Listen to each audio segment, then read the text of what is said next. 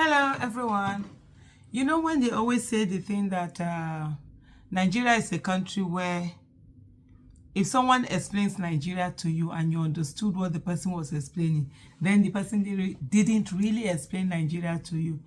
The things that happen in Nigeria, they are just really unbelievable.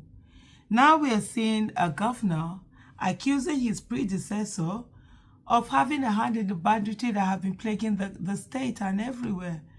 I'm talking of the Zamfara state governor. The current Zamfara state governor was on radio, talking, no, on TV rather, not even radio, talking about the fact that his predecessor, Matawale, who is currently the Minister of Defense, as it's part of banditry. He kept those bandits in the state house and all of that. And even beyond this is not the first time that these accusations have been going on about this particular person. Even one of the terrorists, is it Bello Turji they call him, constantly mentions his name and say that he's one of their sponsors. Let me look at this particular report here. Vanguard says, Matawale kept bandits in government house. He should resign. Zamfara Governor Lawal alleges. Wow. Zamfara State Governor Dauda Lawal has asked his predecessor and current Minister of State for Defense, Bello Matawale, to step aside and clear his name on allegation of sponsoring bandits as well as money laundering while he served as governor. Lawal, who made the call in an interview on TVC on Wednesday, said if Matawale had any integrity left in him, he should honorably step aside and clear his name for the serial allegations leveled against him. Honestly, the allegations have really been serious. You kept hearing this again and again and again. And I wonder, how did the DSS miss all of these? They're supposed to be checks are done on people before they are allowed to pass through this kind of thing. I think that was what they said they did for El-Rufai. But anyway, we know El-Rufai is on. They really wanted to humiliate El-Rufai and all of that. And you just keep wondering what's happening. Beyond that also, well, Tinubu wants people like this around him. While responding to questions on the allegations against Matawale, Lawal said, if I were him, that is if he was Matawale, I would resign and face all the allegation, insecurity and money laundering against me. Because from all the information we are getting, my predecessor was fully involved in some of these banditry issues, Lawal said. Lawal had also accused Matawale of looting the state and leaving behind an empty treasury for him. Speaking in an interview earlier on Channels TV's Politics Today, Lawal stated that when he assumed office, he realized that over 250 billion naira was not accounted for under Matawale. EFCC made a pronouncement sometime around 21st of May 2023 or thereabout that it was alleging that 70 billion naira was stolen. That means before I took over, by the time I took over, I realized that 70 billion they mentioned was a child's play. And you're wondering, what is EFCC doing up to today? That's why, of course, you see Yahya Bello coming out to now paying allegiance to Tinubu, because it seems as if the more you are into Tinubu or whatever, all your corruption crime, your alleged corruption crimes would be wiped away. That's just the way it's looking like.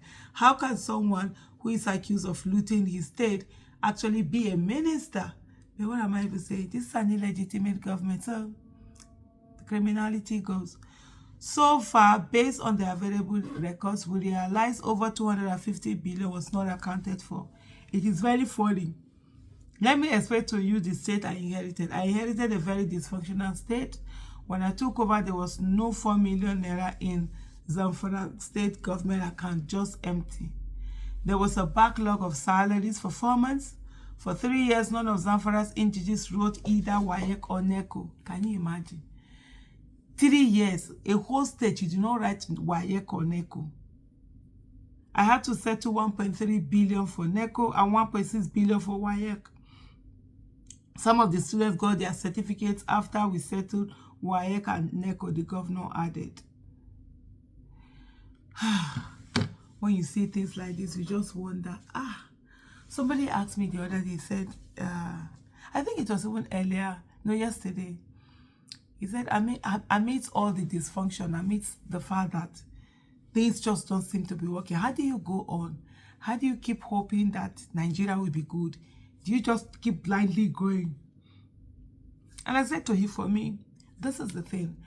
I feel that if the people who are destroying Nigerians don't give up, what business do I have to give up? I feel that good must be more tenacious than evil. Those who are doing evil, they stay on, they are unrelented. They don't always win, but the only thing that they have is their staying power. They will stay on and on and on and on, and they never give up. And so those who want the right thing to be done must always learn to stay on and on and on and never give up. And I said to him, also, always celebrate the little wins. You might not get it all at once, but little by little by little, some things will click, some things will be in place. Take them, embrace them, be happy with them. And as you keep on going, you see where you were before, you see the little progress you've made, you appreciate the progress, and that's how it will, it will continue. Hearing things like this are just something else. But I must say that honestly, I wonder how you put defense in the hands of someone who has been accused serially again and again and again that he's part of the insecurity we have in the country. How are you ever going to get anything done? Even the terrorists have accused him. Not just citizens or whatever. The terrorists. Wow. Unbelievable, right? It's just really unbelievable. You just see these things and you're wondering, what is this whole thing about? But hey, we'll keep going. This terrorism that is happening in Nigeria, without the hands of people who are supposed to stop it, it would have stopped a long time ago. I believe in the Nigerian soldiers, and I believe they have the capacity to stop all of this nonsense.